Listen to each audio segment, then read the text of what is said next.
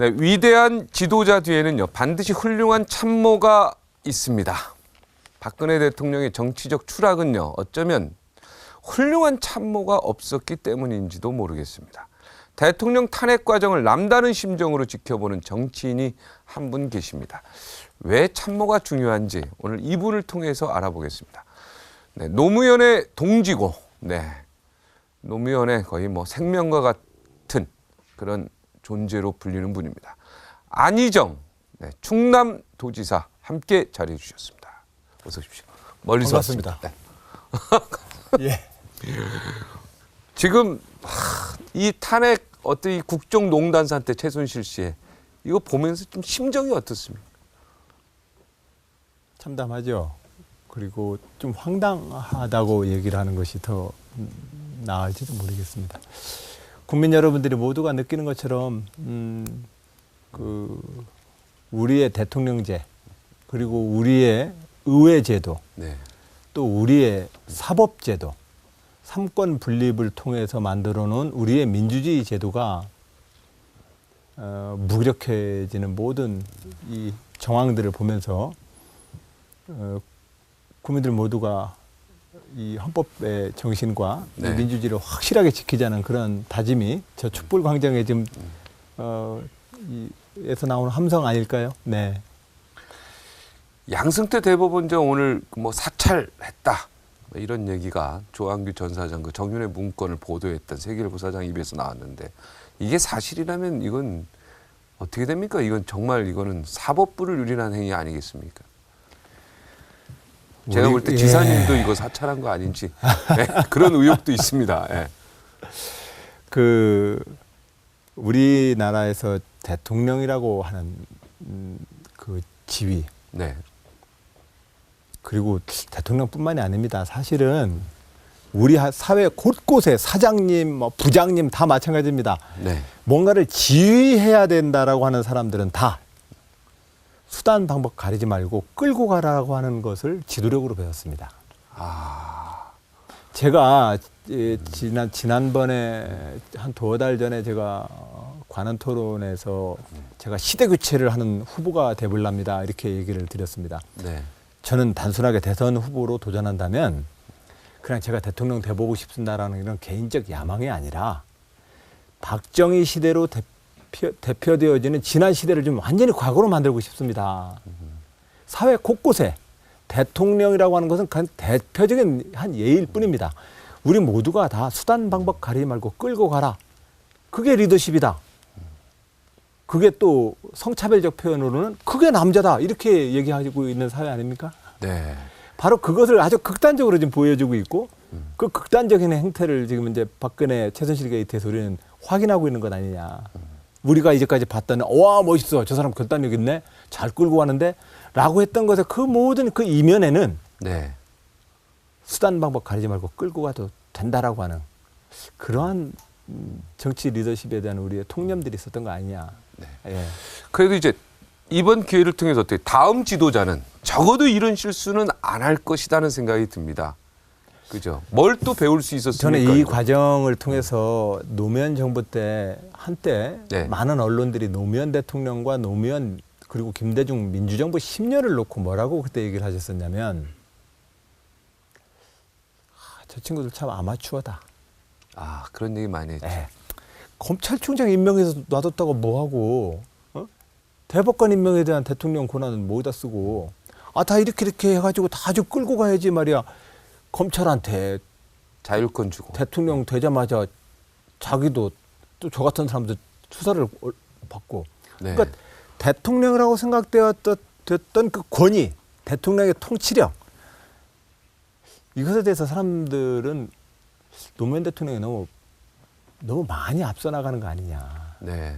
지금 이렇게 휘어잡고 끌고 가야 되는데. 근데 그때 참여정부 출범하고 나서 노무현 대통령과 제가 나눴었던 생각은 노무현 대통령님 생각이시지요. 어느 날 제가 너무 앞서 나간다고 늘 걱정하십니다. 그랬더니 노무현 대통령님 말씀이 나는 그렇게 생각 안 합니다. 저도 오히려 이 네. 변화를 요구하는 국민들한테 등 떠밀려 가기 바쁩니다. 이렇게 얘기하시더라고요. 아, 그 말도 사실이죠. 네. 사실 오늘 우리가 확인하고 있는 저 촛불광장의 네. 함성은 네. 이제 그런 식의 리더십으로 나라 끌 생각하지 말라는 얘기 아닙니까? 네. 네. 이번에- 대통령을 정점으로 해서 네. 대통령 말 안 들으면 혼내고 어떻게든 간에 쥐어짜가지고도 뭔가 하여튼 끌고 가라고 하는 이 끌고 가는 박정희식 리더십, 이 폭력적 리더십, 이것은 네. 이제 과거로 만들어야 된다. 이것에 대한 우리의 합의가 이번에 확실히 자각과 합의가 사회적으로 있었으면 합니다. 자, 그럼 폭력적 리더십의 반대는 뭡니까?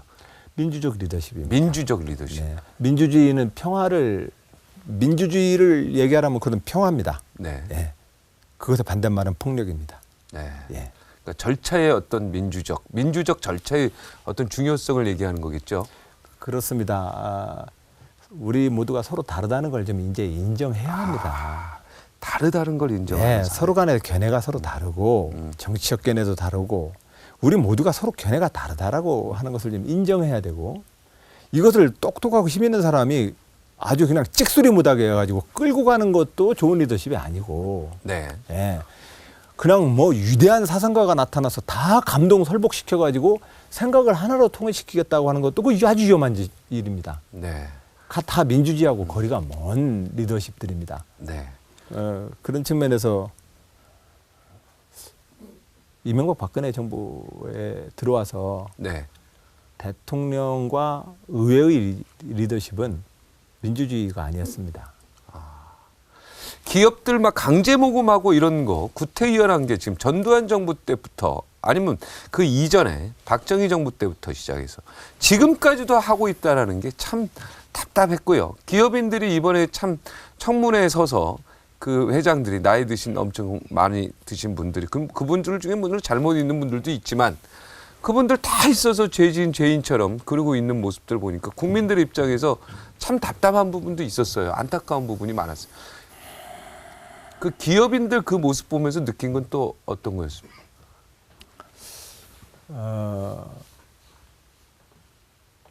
사실상 기업인들은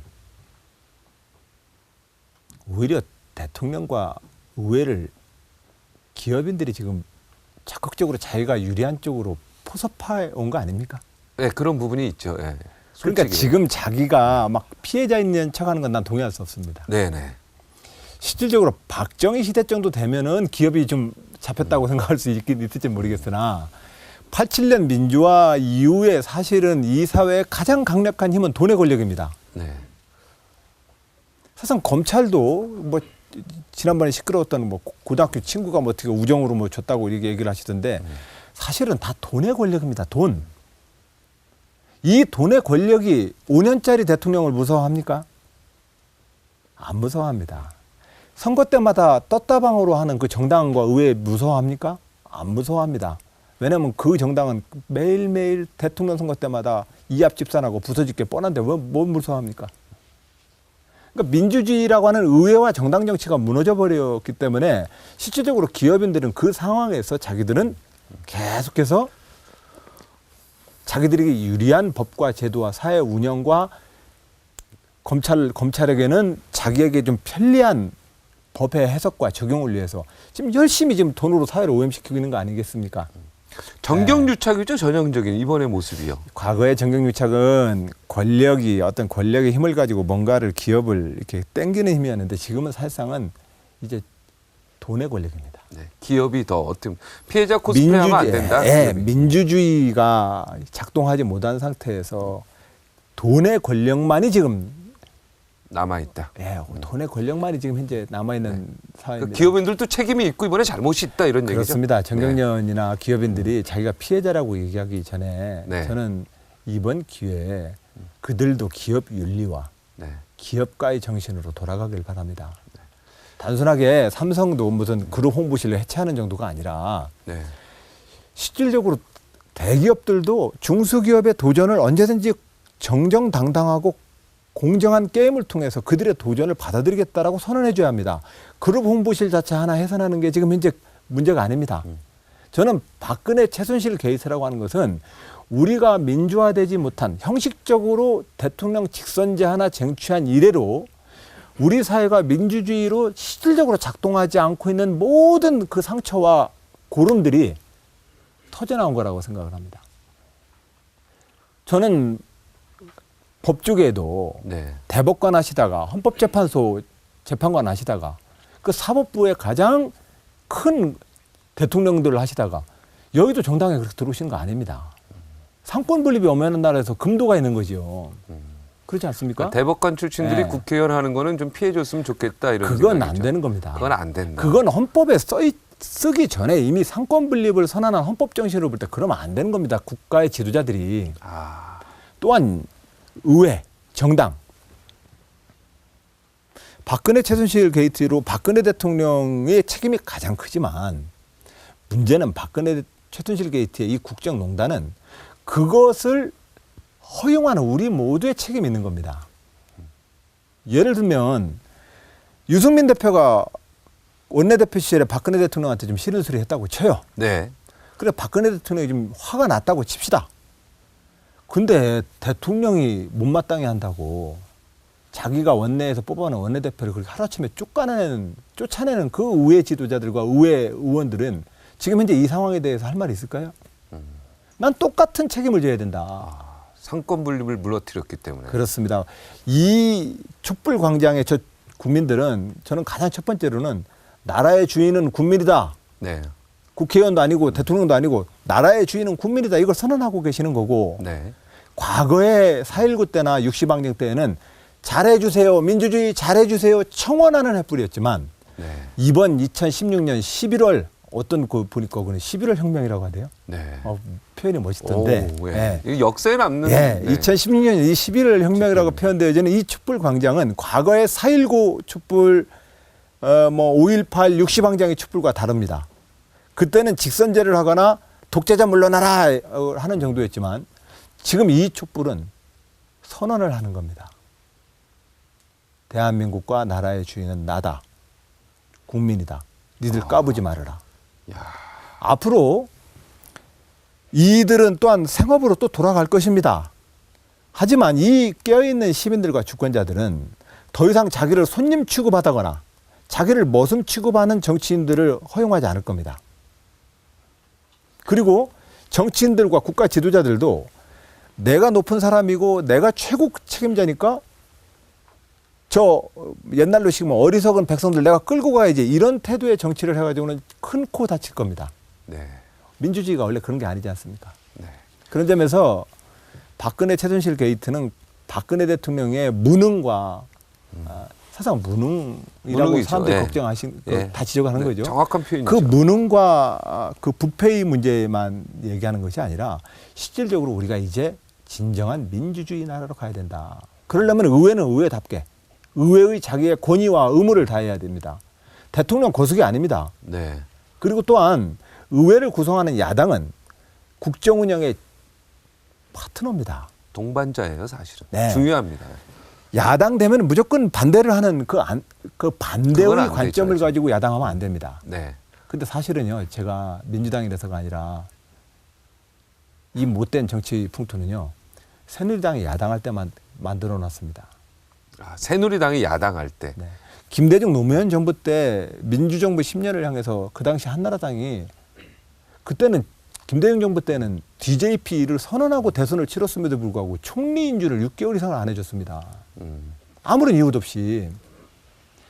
노무현 정부 때는 사실상 노무현 대통령이 취임하고는 한참 지났는데도 그들의 원내 의원 의총에서 공공연하게 나는 노무현 대통령을 인정하지 않는다는 얘기를 합니다. 그게 어떻게 헌법기관의 의원들이 할 수 있는 얘기입니까? 그래서 부메랑이라고 하지 않습니까? 그러니까 그것을 겪었던 이 김대중 노무현의 지지자들이 이명박 박근혜 정부에 들어와서 또 이 야당도 도고르는 사람처럼 싸운 겁니다. 결과적으로 그 결과가 우리 모두에게 어떤 걸 가지고 있습니까? 그러니까 지금의 그래서- 야당도 문제가 있다는 얘기 아닙니까? 아닙니다. 그 당시 새누리당이 야당이었을 때 문제였어요. 의회 정치에서 지금 민주당의 책임을 묻고자 하는 얘기가 아니라 네. 의회 정치에서도 야당의 역할도 바뀌어야 됩니다. 그렇지. 재뿌리고 반대하는 쪽이 아니라 야당도 국정 운영의 파트너라는 사실을 가지고 무겁게 처신해야 되고 네. 여당은 대통령의 거수기로 전락하지 말아야 되고 네. 대통령은 당신이 임금님이 아니라 삼권 분립이 명백한 나라에서 행정부를 이끄는 대표라는 사실로 돌아가야 합니다. 자, 지사님 말씀이면 지금 새누리당도 문제가 있고요. 그죠? 지금 야당들도 문제가 있고요. 그죠? 그리고 청와대는 뭐 말할 것 없이 문제가 있고 다 문제점을 다 이렇게 하나하나 짚어주신 거예요. 네, 그죠? 그게 지금 저 광화문에 또 전국의 도시에서 그 도시마다 촛불을 들고 나온 우리 국민들의 뜻 아닐까요? 네. 자, 이번에 봉화마을 가셨죠? 탄핵 바로 다음 날. 그죠? 12월 10일 날. 네. 네, 봉화마을 가서 글을 하나 남기고 왔습니다. 그죠? 그게 저 희정입니다. 그냥 갑자기 뵙고 싶어 다녀갑니다. 평안하세요. 노무현 대통령에게 남긴 글이죠. 네. 예, 왜 가셨습니까? 탄핵 다음 날 갑자기 노무현 대통령이 생각났습니까? 물론 예정된 부산에 일정이 있긴 했습니다만,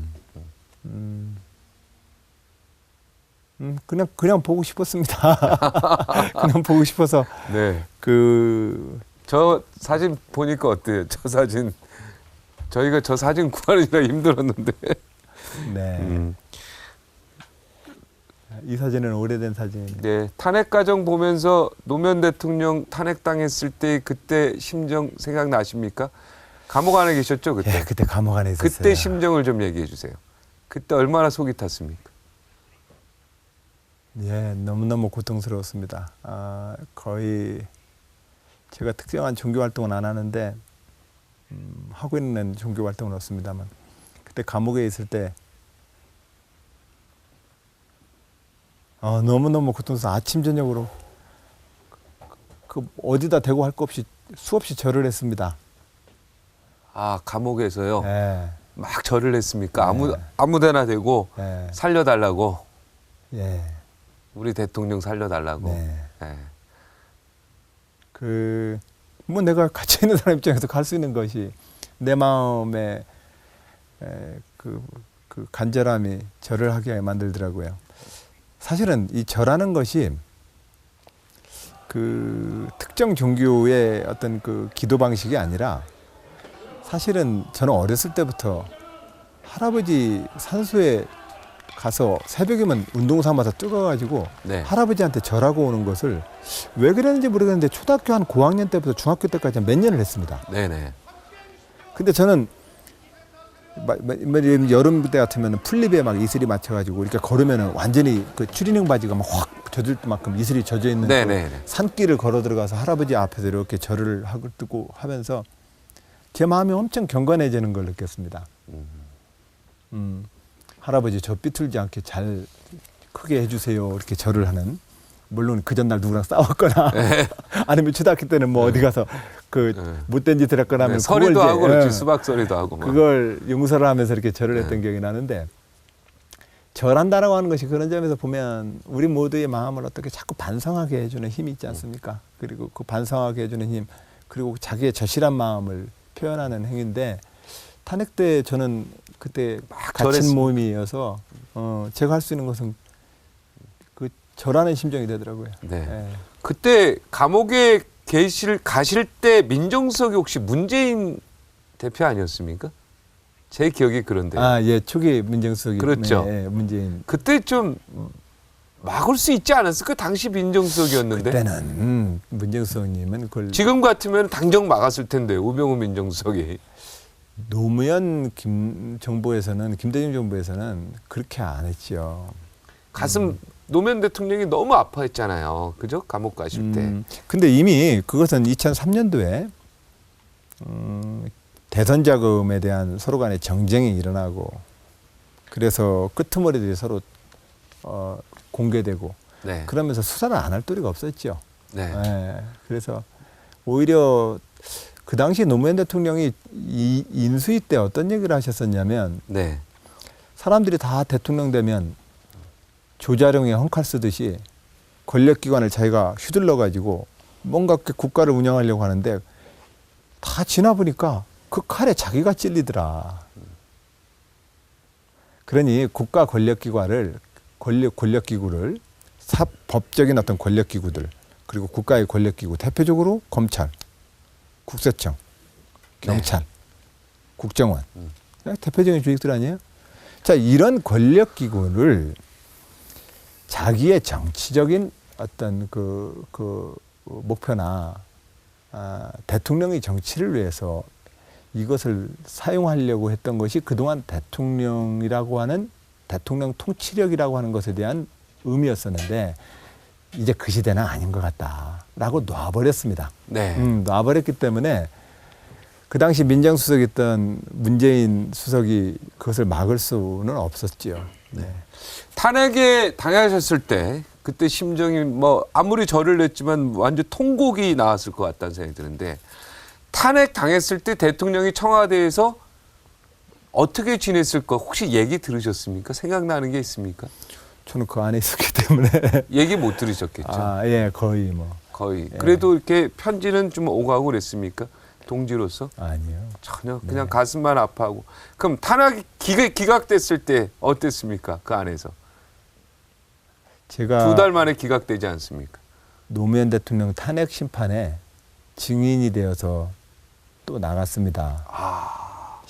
헌법재판소에 그때 나가셨고. 제가 증인이었나? 네, 참고인이나 뭐 증인 되겠죠. 둘 중에. 하여튼 뭐 그런 정도의 신문했을 네. 거예요. 근데 가서 그 가기 전날 정말로 제가 뭐 다른 여러 가지 그 대선자금 수사 과정에서 여러 가지 장소에 갔지만 가장 떨렸습니다. 대통령의 국회의 탄핵안을 대통령을 이제 그만하라고 인용할 것인지 국회의 탄핵 결의안을 기각할 것인지를 심리하는 헌법재판소에서 제가 증인 또는 어떤 참고인이든 자격으로 가서 저를 신문을 해야 되기 때문에 네. 당시 김경치 시장이 저를 신문했죠. 그랬습니까? 자, 노무현 대통령 탄핵 소추안이 국회에서 가결된 지 2달 만에 헌법재판소는 이제 기각을 하게 되는데 기각 결정이 나온 직후에 대통령이 이 대국민 담화가요 굉장히 감동적이었습니다. 그 영상을 함께 보시겠습니다. 국민 여러분, 지난 2달 동안 얼마나 걱정이 많으셨습니까? 모든 것이 저의 부족함에서부터 비롯된 것입니다. 비록 탄핵에 이르는 사유가 아니었다 할지라도 정치적, 도의적 책임까지 모두 벗었다고 생각하지 않습니다. 특히 그 중에서도 대선 자금과 제 주변 사람들이 저지른 과오는 분명한 저의 허물입니다. 항상 긴장된 자세로 더 열심히 노력해서 국민 여러분께 진 빚을 갚아 나가도록 하겠습니다. 요 대목에서 제가 정치적, 도의적 책임까지 모두 벗었다고 생각하지 않습니다. 이 말이 참 마음에 와닿아요. 이런 어떤 책임 있는 정신 이런 것들이 국민하고 함께하지 않았나 이런 생각도 드는데 탄핵 소추가 노무현 대통령에게 그 이후에 어떤 영향을 미쳤다고 생각하십니까? 복귀한 다음에 이제 자세가 좀 많이 바뀌시고 그랬던 걸로 기억하는데요. 제가 감히 그 수준까지 이해를 해서 어떤 그 변화를 다 제가 설명하거나 대신 말씀드리기는 좀 어려운데 네. 저도 이제 도지사이고 네. 또 지나 보니까 정치인이 돼 보니 정말로 이 지도자가 되려 한다면 국민과 대화할 수 있어야 합니다. 네. 5천만 명의 국민들하고 어떻게 대화하겠습니까? 일일이 다. 그러나 그 5천만 명의 국민이 민심과 역사라는 이름으로 존재하는 실체다. 그것이 역사인식이고 그것이 소통이지요.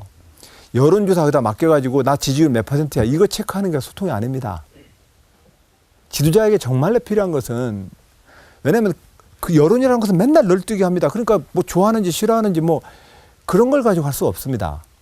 그러나 분명한 사실은 이 역사는 국민의 것입니다. 저 민심이 역사를 이끌어 왔습니다. 그러면 국민의 지도자가 되겠다고 하는 분들은 적어도 그 역사 속의 민심과 국민의 뜻을 알 수 있는 이해할 수 있는 수준 정도의 역사인식은 있어야 합니다. 대부분 오늘날의 정치가 여론조사 몇 번 하고 선거공학적으로 정치공학적으로 이렇게 해서 자기가 그것을 소통했다고 생각하는 건 국민들을 자기가 지배하고 있는 얘기입니다. 종교인들이 하느님과 부처님 앞에 무릎 꿇듯이 정치인들은 역사와 민심을 자기가 받아들일 수 있고 거기에 무릎 꿇으려고 하는 자세로 대화해야 합니다. 저는 그것이 지도자들이 가져야 될 역사인식인데 저는 이런 과정을 통해서 제가 탄핵당했어요. 대통령이, 노무현 네. 대통령이, 당신이. 근데 이 광화문 저게 정말로 엄청나게 많은 촛불들이 탄핵 반대를 외칩니다. 그걸 그는 저 뒷산에 올라가서 봤다고 하지 않습니까? 네. 그때는 탄핵 반대고 지금은 하야 하라였죠. 예, 촛불 집회 내용이 다릅니다. 예. 어찌 됐든. 그것은 나를 지지하는 촛불이 아니라 민심이라는 역사의 힘을 느끼는 거 아니겠습니까? 그런 측면에서 대통령도 그런 과정을 거치면서 더 높은 수준의 지도자가 됐지 않았겠습니까? 네. 난 그렇게 생각합니다. 네. 예. 당연히 그랬겠죠. 예. 왜냐하면 항상 고비와 어떤 어려움은 좀 더 나은 발전, 네, 이런 것들을 기다리고 있으니까. 저는 그런 당연히 점에서 그렇죠. 지금도 박근혜 대통령이 정말로 대한민국의 지도자와 우리가 뽑은 대통령이라 한다면 이 국민들의 뜻에 무릎 꿇기를 바랍니다. 저 사람들은 조금 있으면 저 여론은 잠재워질 거야 라고 생각하거나 저 사람들은 일시적으로 나를 오해한 사람이야 라고 생각하거나 아니면 조금 더 지나면은 내 전통적 고정 지지층들이 올라와서 저 사람들과 싸워줄 거야 라거나 이건 대한민국 대통령의 자세가 아닙니다. 네. 정말로 대한민국 대통령이라 한다면 거기에 무릎 꿇어야 합니다. 국민 앞에 무릎 꿇고 반성할 수 있는 사람은 대통령밖에 없는 겁니다. 왜?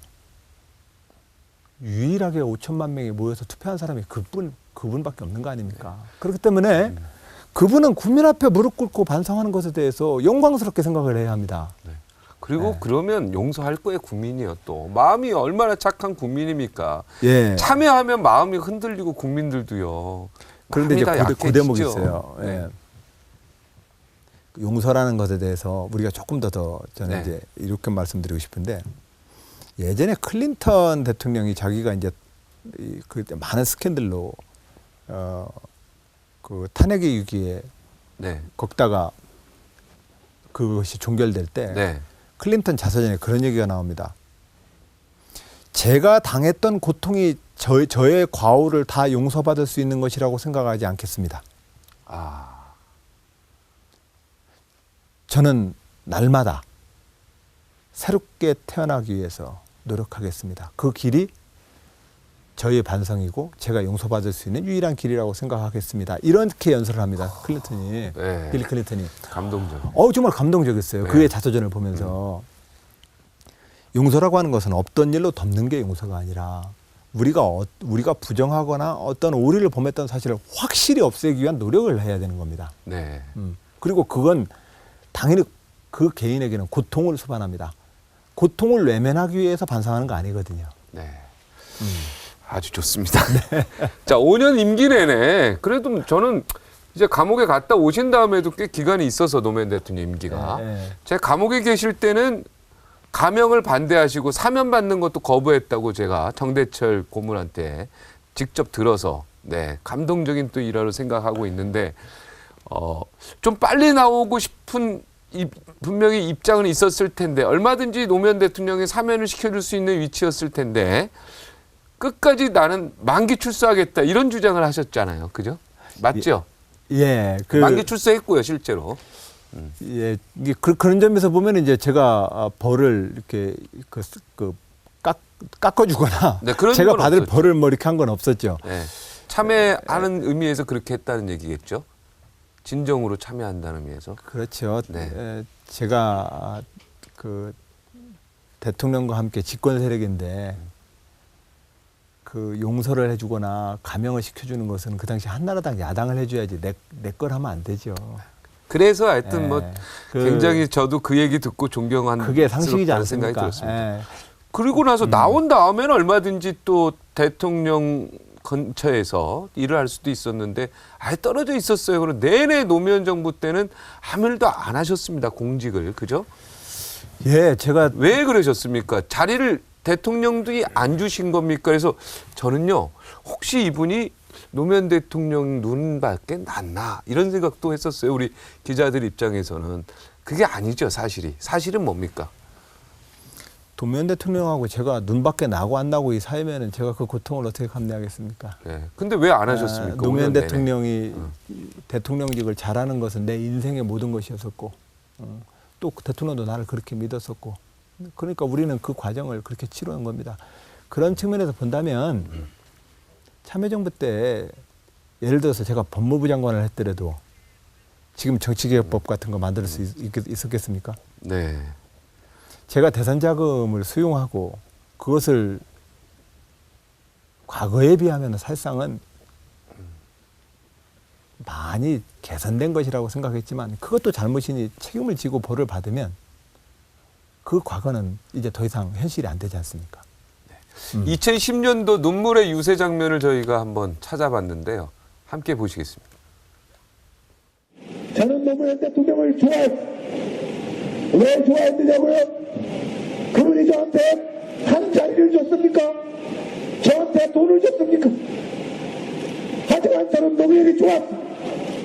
노무현은 억울하면 질서하라고 말하던 대한민국의 역사를 바꾼 사람입니다. 정말 서운하지 않았습니까? 한 자리 끝까지 앉아서요. 전혀요. 네. 저는 제 역할이 그걸로 저는 끝났다고 생각했습니다. 네. 예, 노무현 정부에서 진짜로요? 5년 동안 네, 제 역할은 그걸로 끝났고 그리고 그렇게 있는 것이 대통령에게 도움이죠. 네. 제가 막 이리저리 뭐 이렇게 광내고 다니면은 안 되지요. 네. 네. 뭐 자의정 우광재 이런 얘기 있었지 않습니까? 그래서 네. 이광재 씨는 이제 도지사도 하고 뭐 교원도 하고 뭐 저기 국정상황실장부터 시작해서 노무현 정부 5년 동안 모든 걸 많이 누렸는데 어떻습니까? 나도 저 자리에 있었으면 더 잘했을 텐데 뭐 이런 생각이 있었습니까? 문재인 또 민정수석, 문재인 비서실장 나는 저 사람보다도 최측근에서 저 노무현이를 대통령 맡는데 더 1등 공신인데 내가 저 자리에 가면 더 잘했을 텐데 이런 거 솔직히 인간적으로 있지 않았을까요? 그런 때도 없었다고 하면 거짓말이겠죠, 그죠? 있었죠. 네, 예, 그런 순간들도 있었지만 길게 보면 자기 마음에서 제 마음에서 늘 참아야 된다. 그렇게 하는 목소리가 나오니까 그대로 하면 됩니다. 그 화가 나더라도 네. 어떤 상황에서 화가 나더라도 그 평상심을 좀 잃지 않으려고 노력을 했고 네. 또 한편으로 보면 근데 사실상은 또 그렇게 저는 이미 거의 그 2003년도 4년도에 대선 자금 수사가 되고 대통령도 탄핵도 받고 막 이 난리를 겪으면서 이미 저는 제 할 일을 다 했다고 생각을 했기 때문에 네. 예, 그래도 2005년, 6년, 7년 다 있었는데 예. 그때는 이분이 뭔가 복귀할 수도 있었는데 왜 안 하시나 우리는 또 예. 제가 지켜보는 그렇게, 입장에서 예, 봤을 때는 네. 그렇게 의리를 지키고 제가 또 소신껏 처신을 하니 네. 저를 도지사 시켜주신 거 아닙니까? 네, 국민이요. 예. 예. 자, 법정 최후 진술 혹시 기억나십니까? 이게 제가 너무 명작이라서. 예? 저를 무겁게 벌해 주셔서 이거 보십시오. 이거는 정말 이거는 모든 국민들 뭐 지도자라면 이건 정말 외워야 될 것 같은데 승리자도 법과 정의로부터 자유로울 수 없음을 보이고 법과 정의의 새로운 대한민국을 감당해달라. 이게 내가 비록 대선 승리한 최측근이지만 나에게 무겁게 벌을 해달라. 법과 정의로부터 자유로울 수 없음을 누구도 자유로울 수 없음을 보여달라. 야, 이 문구를 어떻게 찾아냈어요? 어떻게 생각해내셨습니까? 찾아낸 겁니까? 뭡니까? 저 마음을 안 가지고 있으면 제가 하루라도 징역이 힘들어서 어떻게 지냅니까? 이 징역이 정말로 나 혼자만 고통당하고 있고 다른 사람들 다 잘 살고 있고 나는 지금 현재 완전히 나만 그냥 난 내 인생만 버렸어라고 생각한다면 어떻게 단 하루라도 제가 거기서 살 수 있겠습니까? 제가 현재 갇혀 있는 이 의미에 대해서 자기 보람을 자기가 가져야 되는 거 아니겠습니까? 근데 제가 하는 모든 행위의 이 보람은 네. 저는 민주주의자입니다. 민주화 운동을 했던 사람입니다. 민주주의를 할 때라야만 우리 모두의 평범한 중산층과 서민과 우리의 셀러리맨들과 평범한 보통 사람들의 그들의 정의가 더 커지고 우리나라가 발전한다고 생각하는 사람입니다. 그런 점에서 이 민주주의자로서 저는 평생을 살아왔고 현재 저는 집권 세력이지만 민주주의의 핵심인 법치를 확립시킴으로써 우리나라를 민주화시키고 있는데 기여하고 있는 거 아닙니까? 네. 그러니 저는 감옥에 있더라도 얼마나 보람 있는 일을 하고 있습니까? 아. 또 멋진 멘트였습니다. 그래요. 이거는 뭐 사실 근데 저거 감동의 하는데요. 멘트였다는 생각이 들어요. 재판장님을 보면서 저 진술을 하는데 너무너무 눈물이 나왔어요. 정말 너무너무 눈물이 나왔어요. 저 앞에 그렇게 제가 얘기를 했어요. 제가 한 정치 자금은 과거에 수천억 쓰던 대선 자금에 비한다면 사실상은 좀 많이 저는 노력했고 좋아지려고 노력했던 결과였다라고 생각을 하는데 그래서 저는 오히려 좀 칭찬이라도 받고 싶은 마음이 있는데 오히려 그것도 잘못이니까 너 이리 와봐라 하고 저를 잡아서 유죄를 내리는 이 법정의 선이 저도 마음이 굉장히 고통스럽습니다. 하지만 그것이라 할지라도 네. 과거에 수천억 쓰고 나는 몇십억 쓰고 하는 이 차이를 가지고서 나가 잘했다고 얘기할 수 없는 형편이니 그러면 저를 무겁게 처벌해 주십시오. 그 무겁게 처벌을 해서 저 민주주의가 가지고 있는 법과 그 법이 가지고 있는 정의를 확립하는데 저의 이 무거운 형벌이 그것을 기록하는 역사의 현장으로 날 만들어 주십시오. 난 요청한 겁니다. 지금 저 멘트 할 때랑 지금 마음 그대로입니까? 그때는 변함이 없습니까? 마음이요? 네. 지금 나중에 대통령이 된다 하더라도 똑같은 마음이죠, 그야. 네, 대통령이 돼도 똑같은 마음이겠죠. 그러셔야 됩니다. 사람은요. 네, 잊으면 안 된다는 네. 얘기에서 제가 다시 한번 보여드리는 거예요. 전 너무 멋지잖아요. 그리고 우리나라의 모든 정치인들은 저걸 외워야 돼요, 사실은. 그죠? 승리자도 법과 정의 앞에서는 어쩔 수 없음을 분명히 우리가 각인시켜야 된다는 얘기입니다. 노무현 대통령에게 안희정 지사는 과연 어떤 참모였을까요? 네, 떠오르기만 해도 북박치는 눈물이 아니었을까 이런 생각이 듭니다. 먼저 또 영상 한번 보시겠습니다. 내가 대통령이 되고 난 뒤에도 굉장히 여러 번 곤경에 빠졌었는데 안희정 씨가 이제 내 대신 많은 희생을 감수하고 이루 말할 수 없는 고생을 다 했지요. 나는 엄청난 빚을 진 것입니다.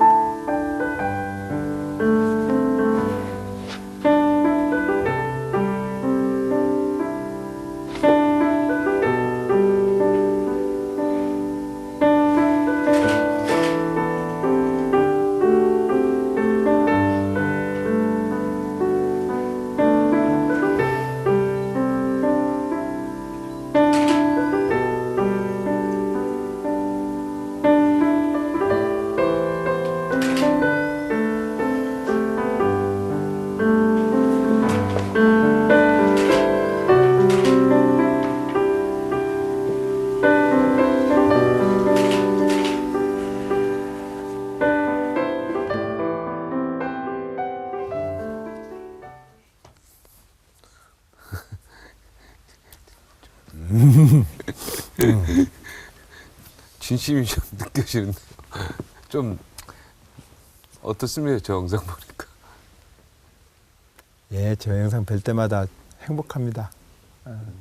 저를 위해서 걱정하고 울어주시니까 제가 행복하죠. 저 책으로, 저는 자랑스럽습니다. 아 그래요? 예, 책으로 저희- 이렇게 가리는 듯 참. 예, 정말로 행복합니다. 예. 잘하셨어요. 네, 여러 가지로 잘 사신 것 같아요, 지사님. 왜냐면 저렇게 대통령이 내 사랑하는 참모를 위해서 저렇게 진실의 눈물을 흘려줄 수 있다면 정말 잘 사신 거예요. 제가 볼 때는 그렇습니다. 자, 박근혜 대통령 옆에 참 이렇게 참모들이 너무 직원하지 못했다 이런 얘기가 있잖아요. 우리 지사님은 어떻게 노무현 대통령한테 좀 직원도 하고 그랬습니까?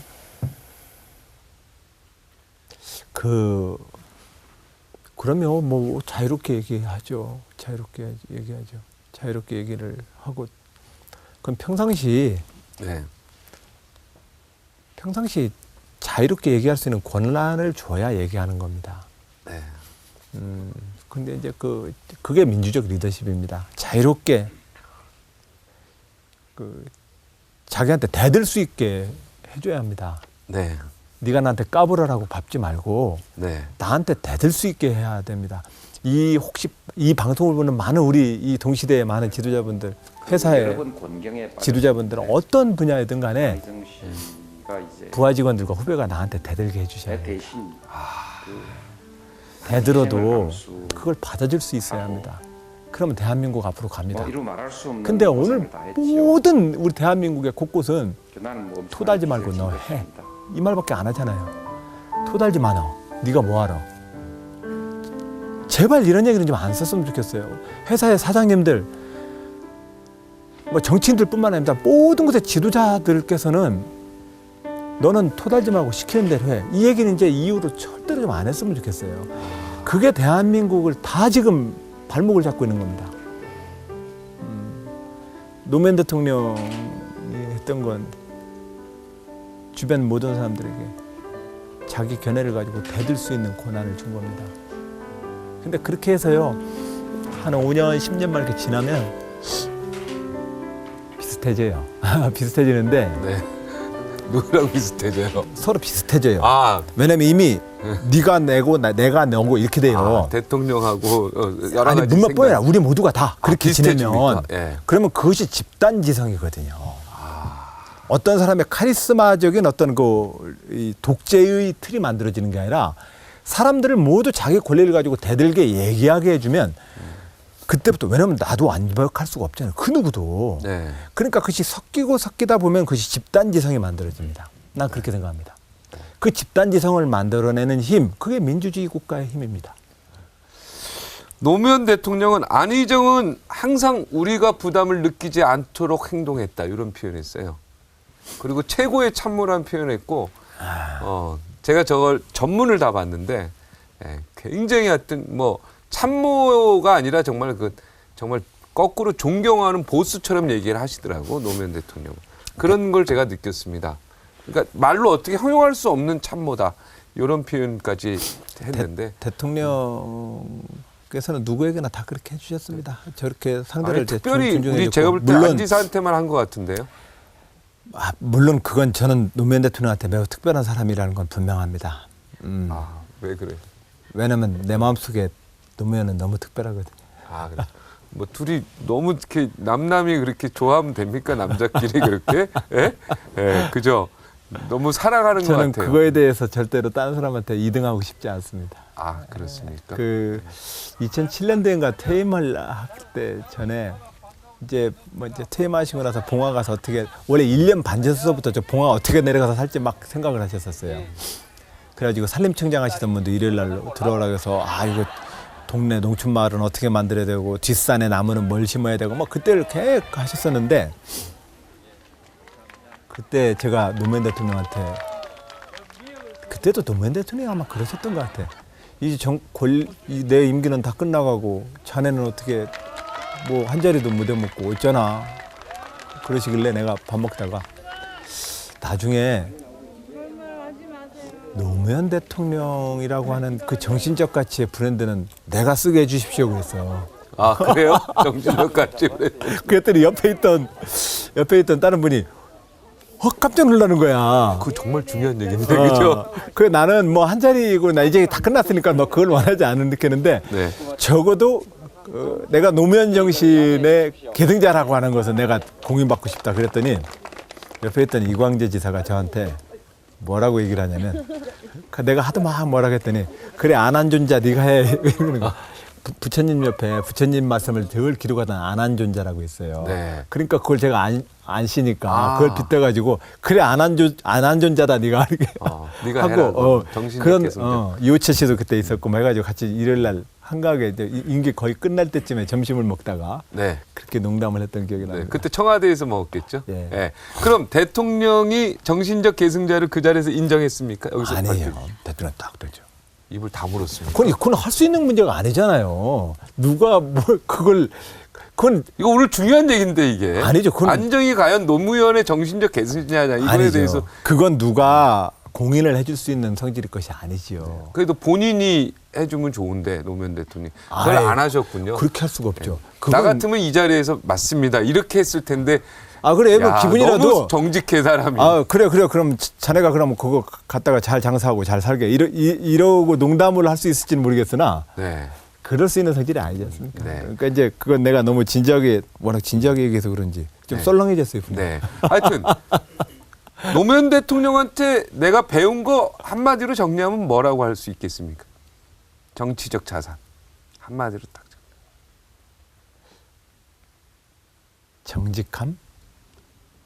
정직함, 상식,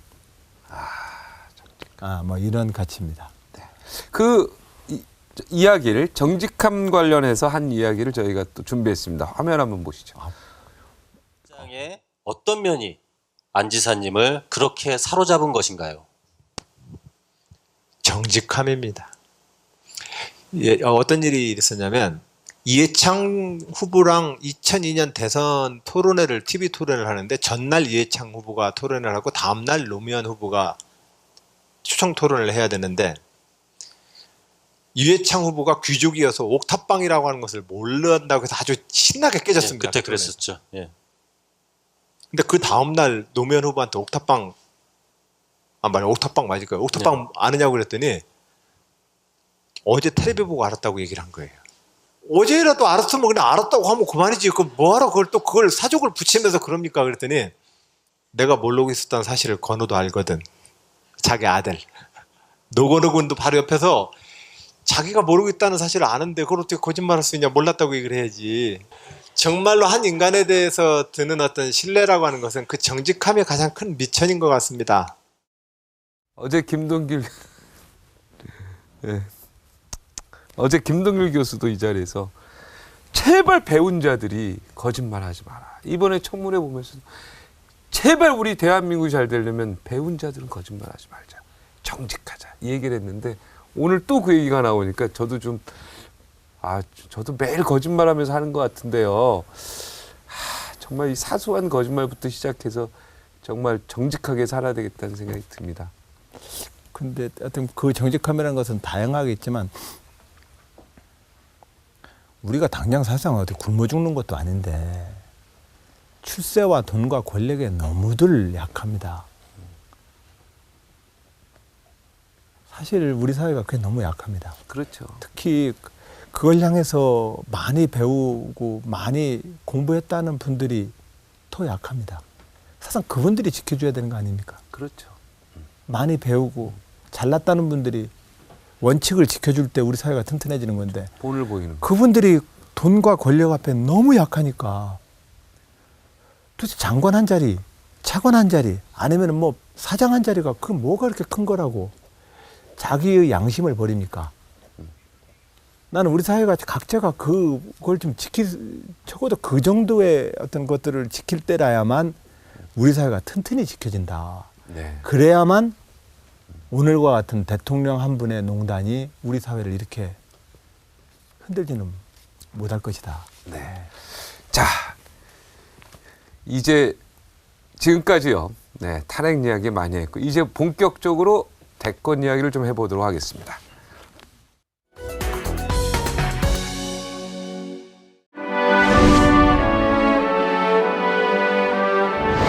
노무현 대통령하고 관계를 맺었던 분들은 굉장히 친구처럼 모두 대우를 받았습니다.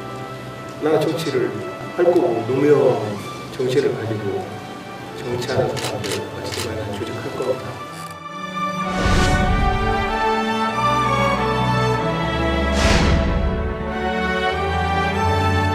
나는 정말 대전 살아요. 저는 모르겠는데. 본인 나름대로의 이렇게 뭐 강한 주장을 하지는 않는데 뭔가 좀 이렇게 강인함이 느껴지는 것 같기도 하고 자기 주체가 좀 있는 것 같이 보여서 이렇게 여기저기 흔들릴 것 같진 않거든요. 남을 편하게 해주고 또 모두를 위해서 자기를 희생할 줄 알고 그런 사람이죠. 정치가 그런 자기의 평범한 사람들의 삶의 그 배고픔과 절실한 정의에 대한 욕구로부터 목소리를 내면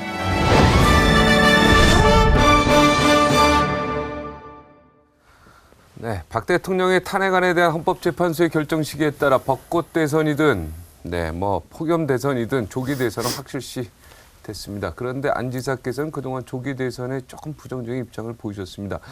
지방자치단체장으로서 좀 준비 시간도 부족하고 여러 가지 이유가 있었기 때문이겠죠. 어떻게 보십니까? 지금 굉장히 혼란스러운데요. 이미 벌써 지난번 강적들에 나오셔서 이제 사실상 출마 선언은 공식했고요. 네. 이제 어떤 과정을 거치느냐 문제인데 지금 굉장히 혼란스럽죠. 마음이 어떻습니까? 모든 것이 지금 불투명해져 있습니다. 네. 탄핵의 심판이 헌법재판소에서 언제 인용이 될지 인용이 됐다 하면 그로부터 60일 내에 선거를 치러야 되고요. 네. 그렇기 때문에 어떤 앞에 대한 예측이 좀 불가능한 상황이 되어버렸습니다. 네. 그래서 그건 뭐 또 어쩔 수 없이 현실이기 때문에 이 현실에 맞추어서 당이나 이후에 일정이 나오면 일정이 나오는 대로 대응할 수 있도록 준비하고 있습니다. 네, 알겠습니다. 자, 지금부터 본격적으로 이제 대선 시계 이런 주제로 아니죠. 이제 첫 번째 주제는 불펜 투수론입니다. 저는 사실 이 이야기 들으면 기분 나쁠 것 같아요. 제가. 근데 본인이 또 이런 얘기를 했습니다. 그죠? 요즘에 이제 흰 쌀밥론 뭐 이렇게도 나오는데 이게 지금도 변함이 없습니까? 난 불펜 투수다. 맞습니까? 당에 이미 지난 대선을 도전하셨던 문재인 지금 전 대표님이 저하고는 매우 특수한 또 정치적인 관계에서 그렇죠. 많은 분들의 사랑을 받고 있는 현실입니다. 저 표현 한 2년 전에 했던 표현입니다. 네. 2년 전에. 네, 2년 전. 얘기. 네, 2년 전에. 그때는 제가 도전한다는 것이 참 조심스러운 얘기였습니다. 네. 그것이 아예 쉽게 말하면 형 있는데 왜 당신이 하려고 하냐라고 하는 반론에서부터 다양한 이야기가 나올 수 있는 처지였습니다. 그래서 제 마음은 2년 전에는 그러나 저도 포부가 있으니 몸은 풀고 있겠습니다 정도로 말씀을 드렸습니다. 네. 네. 지금은 어떻습니까? 지금은 이제 그 민주당의 그 과정에서 이제 문재인 전 대표는 뭐 젊은 또 후배들과 같이 좋은 경쟁을 통해서 가장 경쟁력 있는 또 후보를 뽑는 일이 필요하다. 네. 그런 도전에 대해서 또 당신께서도 열린 마음으로 함께 하겠다고 말씀을 해주셔서 저도 또 이제 그런 과정을 통해서 자연스럽게 이제 현재로서는 민주당 대선 후보에 도전하려는 예비 후보가 돼 있습니다. 네, 적극적인 지금 자세인데. 네. 자, 내가 왜 대통령이 되어야 되겠다고 생각했습니까? 내가 왜? 그리고 그게 구체적으로 생각나는 시기가 있으면 언제까지 얘기해 주셔도 좋습니다. 젊은 날에 저는 사실상은 혁명가였습니다. 네. 그 시절에는 내가 정의이고 상대가 불의입니다. 내가 선이고 상대가 악입니다. 그렇기 때문에 혁명을 하겠다는 거죠. 사실상은 뭐 전두환 정부, 5.18 정부나 이런 합법성을 네. 잃어버린 정부, 헌법을 유린하고 합법성을 잃어버린 대통령과 정부를 향해서 이 젊은 날 그 정부를 무너뜨리고 혁명하겠다는 생각은 저는 정당했다고 생각합니다. 네. 고등학교 때 그랬죠. 네. 네. 그러나 60항쟁이고 민주정부가 들어서고 민주화된 제도의 틀 내에서 우리는 좀 다른 관점의 민주주의 정치를 해야 합니다. 네. 혁명의 시대의 그 선악관을 가지고서 정치를 하면은 현실적으로 민주주의 의회 정치는 작동할 수가 없습니다. 네. 혁명의 시대에는 그렇기 때문에 상대를 완전히 다 쫓아내고 내가 전권을 행사하기 위해서 혁명을 했지만 우리가 60항쟁을 통해서 이제 성숙한 민주주의와 의회 정치로 넘어오려면 이것을 선과 악과 정의와 불의의 싸움으로서 혁명식으로 싸움을 하면 안 된다고 저는 생각을 합니다. 더군다나 김대중 노무현 정부에 우리가 집권 세력이 되었을 때 네. 우리 사회에서 보수는 보수대로, 진보는 진보대로 노무현 정부에 대해서 정말로 많은 비판과 반대를 했습니다. 예, 비판과 반대할 수 있습니다. 그러나 그것이 좀 더 저는 우정어린 반대였으면 좋겠습니다. 대책 없는, 아무리 생각을 해도 대안을 만들 수 없는 반대를 해버리거나 네. 논리적으로 이해할 수 없고 아예 대화 자체가 거부되어지는 반대를 해버리는. 예를 들면은 노무현 정부 때 사립학교법 개정안이 있습니다. 네. 그 의회에서 기껏해서 얘기를 해놨더니 박근혜 대통령이 당시 한나라당 대표였었는데 그 사립학교법 합의해서 넘어간 그 사립학교법 하나를 딱 붙들고서 54일인가를 시청 앞에서 의회를 정지시켜버렸습니다. 그 끝내 노무현 대통령이 양보해 다시 김한길 대표를 불러서 네. 이건 여당이 좀 양보 좀 해줘라. 야당이 저렇게 못하겠다고 하면은 의회가 정지돼 버렸으니 김한길 원내대표 당신이 양보하시오. 이래가지고 사실상은 바꾸는 법마저도 뒷걸음 쳐가지고 그걸 타협을 만들어 놨습니다. 네, 기억납니다. 네. 우리 사회가 너무 극단적으로 싸우는 겁니다. 자기의 견해를 버리라는 얘기가 아닙니다. 그러나 이 민주주의 헌법이 작동하려면 의회에서의 대화와 타협을 인정해줘야 합니다. 당연하죠. 이것을 인정하지 않는 싸움을 지금 여당이든 야당이든 다 하고 있는 거 아닙니까? 그래서 네. 제가 뭐 어떠한 이유로 도전하려고 하냐? 네. 대한민국의 이 싸움판 정치를 좀 바꾸고 싶은 겁니다. 아, 이 싸움판 정치를 바꾸고 싶다. 그래서 의회 정치와 민주주의를 실질적으로 작동 가능하도록 만들고 싶은 겁니다. 이제 민주정부 10년을 한나라당은 야당으로서 양껏 조롱했습니다. 이명박 박근혜 대통령, 새누리당 정부, 당신들이 하고 싶은 그 절치부심의 마음으로 김대중 노무현 민주정부 10년이 나라 망가뜨렸다는 얘기를 가지고 집권해 보셨습니다. 자, 이제 그만 싸웁시다. 그거 가지고. 아, 이제 그만 싸우자. 이제 다 미천이 드러난 거 아닙니까? 서로 간에. 무엇이 문제인지. 새누리당이 얘기하고 있는 그러한 권위주의 리더십 가지고는 나라 통치가 지금 안 된다는 거고, 네. 또 김대중 노무현 정부 동안에 있었었던 많은 과제들에 대해서 또 진보 진영 스스로도 힘을 모아야 합니다.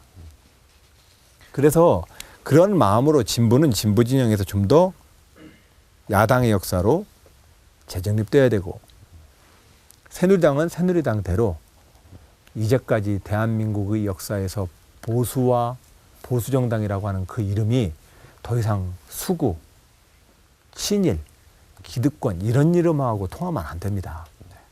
보수는 보수 나름대로의 도덕적 가치를 가지고 서야 합니다. 자, 그런 측면에서 네. 제가 민주당에 도전하는 것은 이 민주당과 진보 진영을 가장 포괄적으로 통합시켜서 이 진보 진영을 세울 수 있는 자신이 있습니다. 또 그렇게 저는 정치 활동과 정치적 어떤 정통성을 형성해 왔습니다. 제가 오늘날 김대중과 노무현으로 대표되어지는 이 민주당에 적자이고 장자라는 자부심이 있습니다. 이렇게 얘기를 해도 많은 분들이 당신이 무슨 자격이 있어서 그런 얘기를 하는데라는 시비를 안 겁니다. 저는 그 역사에 충성해 왔습니다. 감옥에 가라면 감옥에 가고, 공천을 안 줘도 탈당 안 하고, 사면복권 안 시켜줘도 안 삐지고, 그거 한 10여 년을 그렇게 제 모습을 보여드렸습니다. 그래서 저는 김대중 지지했던 분들, 노무현을 지지했던 분들, 그리고 이 민주당의 역사를 사랑했던 분들을 가장 정통성 있게 결합시킬 수 있는 정치인이 되고자 합니다. 제 도전은 민주당의 역사로만 보면 그런 의미가 있습니다. 네. 민주당과 진보 진영을 가장 강력하고 깊이 있게 새로 세울 수 있는 정치적 자산을 가지고 있다.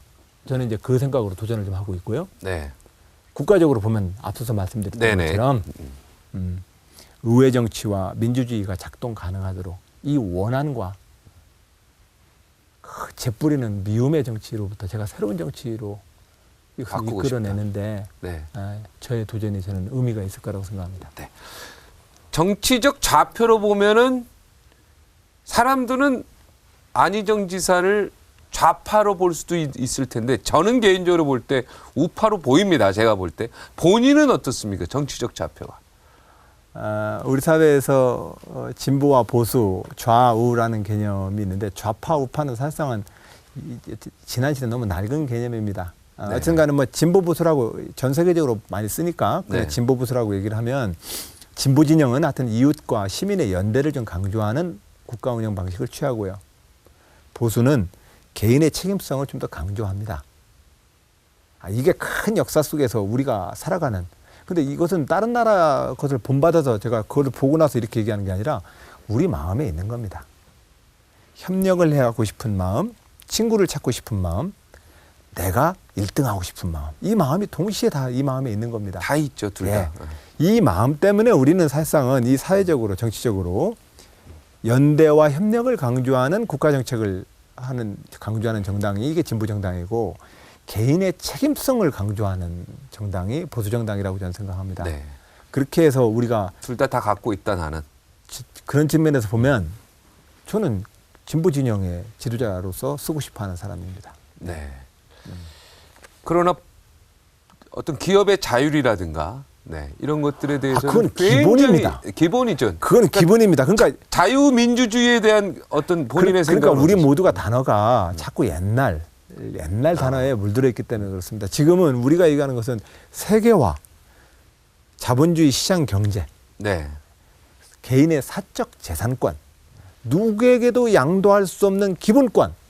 만약에 이런 것은 진보 보수를 뛰어넘어서 민주주의자로서 우리 모두가 공유하거나 합의해야 될 개념입니다. 네. 지금 아까 서두에 뭐 저 대법관들 네네 양승태 사찰했다고. 대법관. 네. 그것은 한 인간의 기본권의 영역을 국가 권리가 얼마든지 침해할 수 있다는 민주주의자의 생각으로는 도저히 할 수 없는 일을 한 겁니다. 그렇죠. 그렇기 때문에 진보 보수의 관념은 개인의 사적 재산권을 존중해줘야 합니다. 네. 이 개인의 사적 재산권이라고 하는 것이 표현되는 것이 시장 질서입니다. 그렇죠. 그러나 시장 질서의 핵심적 본질은 사적 재산권을 보호해주는 건 일이고 그렇죠. 이것이 어떻게 거래되느냐라고 하는 시장 질서는 나라마다 다 다릅니다. 네, 조금씩. 그렇죠, 그렇죠. 규제가 좀 많은 네, 나라 네. 뭐 그렇기 때문에 자유시장 경제를 믿냐 안 믿냐 이것은 너무 고리타분한 얘기고 당연히 그걸 믿고 고리타분한 얘기고 사적 재산권, 이걸 어떻게 시장 질서 누구에게 양도할 수 없는 기본권 이것은 진보 보수를 뛰어넘어서 우리 모두가 이미 합의한 얘기이기 때문에 네. 그걸 가지고서 당신 사상이 지금 의심스러워 이렇게 얘기하는 것은 이미 이건 낡은 네. 문제의식이라는 겁니다. 규제 타파에 대해서는 어떤 거예요? 당연히 규제 타파 쪽으로 생각하십니까? 규제가 아니면? 핵심돼야 될 부분이 있고 네. 규제가 강화해야 될 영역이 있습니다. 그건 그때마다 그건 다 선택하는 다른 겁니다. 영역마다. 예를 들면 공기업들도 네. 공기업 영역에서 이것을 민영화를 통해서 효율을 누려야 되는 부분이 있고 네. 그 공기업의 공공성을 좀 더 강조해야 될 영역이 있습니다. 그것은 그때그때 시대마다 다른 겁니다. 네. 예. 이재명 시장의 그 상승세에 대해서 좀 시간이 우리가 뭐 얘기하다 보니까 벌써 한 시간이 갔는데 그래요. 이재명 시장의 지금 막 상승세에 대해서 개인적으로 어떻게 생각하세요? 이재명 시장. 이재명 시장 아주 우리 당의 훌륭한 자산이고 네. 전투력이 좋은 우리 정치인입니다. 거기까지입니까? 네. 다음 차트를 보겠는데 충청 양반입니다. 요즘 충청 양반으로 반기문 유엔 사무총장이 주인공입니다.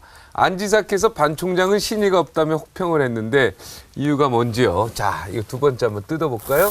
네, 충청 양반인데 주제가 우리 반기문 총장에 대한 이야기를 좀 해주세요. 본인의 생각을. 제가 이제 어떠한 대한민국의 대통령으로 도전하신다면 어떠한 정책과 비전을 가지고 계신지 아직 아무것도 들은 게 없기 때문에 그럼 뭐 전 그냥 밑도 끝도 없이 막 비판하고 하는 건 별로 안 맞는 것 같습니다. 네. 우선은 그분이 또 나오시게 되면 그분은 그분 나름대로 국민들한테 또 검증을 과정을 또 겪게 될 것입니다. 네.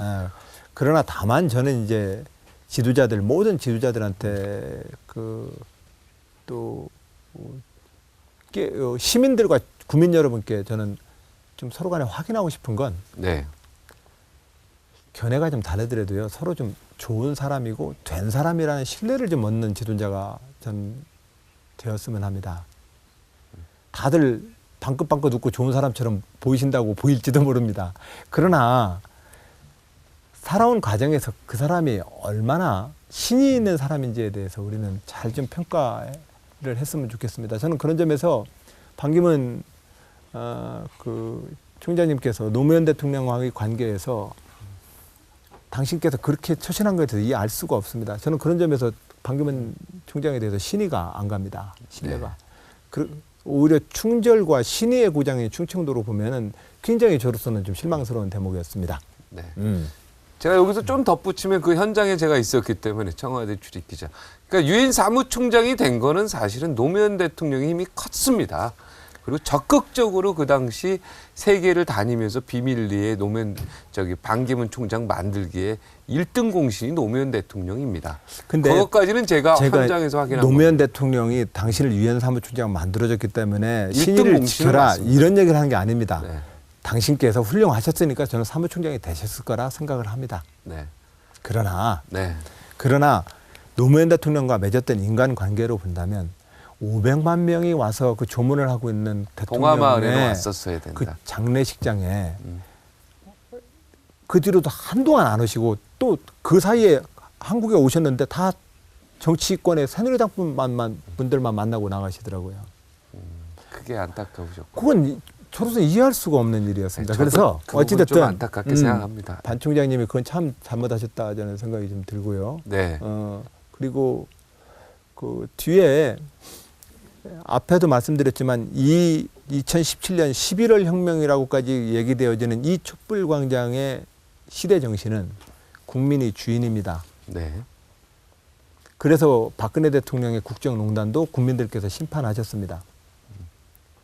이러한 국민의 열망에 맞는 새로운 정치와 새로운 리더십을 반 총장님도 보여주시길 바랍니다. 네. 마지막 확인하겠습니다. 노무현의 적자인데 문재인 전 더민주 대표와 적자 논쟁이 계속되고 있습니다. 안 지사께서는 이 부분에 대해서 문 전 대표와 내가 적자다 아닙니다. 문 전 대표가 적자다 이렇게 좀 정리를 좀 해주시겠습니까? 개인에서. 글쎄요. 저 개념은 문재인 대표님은 뭐 대통령께서 친구라고 이미 공인을 하셨으니까 적자라는 개념을 쓰기는 좀 어렵지 않을까요? 아, 친구니까 그러네요. 예. 적자는 여기 참모인 2분에 해당이 된다 이런데 요즘에 문재인 대표하고 사안마다 그래도 좀 많이 틀린 의견을 냅니다. 전화 안 받습니까? 야, 너 왜 그러니? 이렇게 이런 전화 안 받습니까? 전혀 안 받습니다. 여러 가지 그 옛날 2007년도 남북 정상회의로 공개 문제도 그렇고 한미 FTA 문제 재협상 문제도 그렇고 의견이 다른 소신 있는 의견들을 많이 내고 있지 않습니까? 앞으로 경선 과정에서 우리 민주당은 개방화 전략, 노동시장 유연화 전략, 우리 사회에서 좀 풀어야 될 중요한 전략을 놓고 네. 민주당 내부의 또 경선 주자들은 그 정책의 과거와 현재와 미래를 놓고 좀 논의를 하고 그런 관정에서 우리의 서로 하는 견해가 저는 토론될 거라고 생각합니다. 네, 지금 30초 남았는데 마지막 우리 시청자 여러분께 한마디를 해주시겠습니까? 오늘 나와주신 소감도 얘기죠. 유대한 국민 여러분, 촛불광장을 통해서 정치인으로서 정말로 많이 깨닫고 배웠습니다.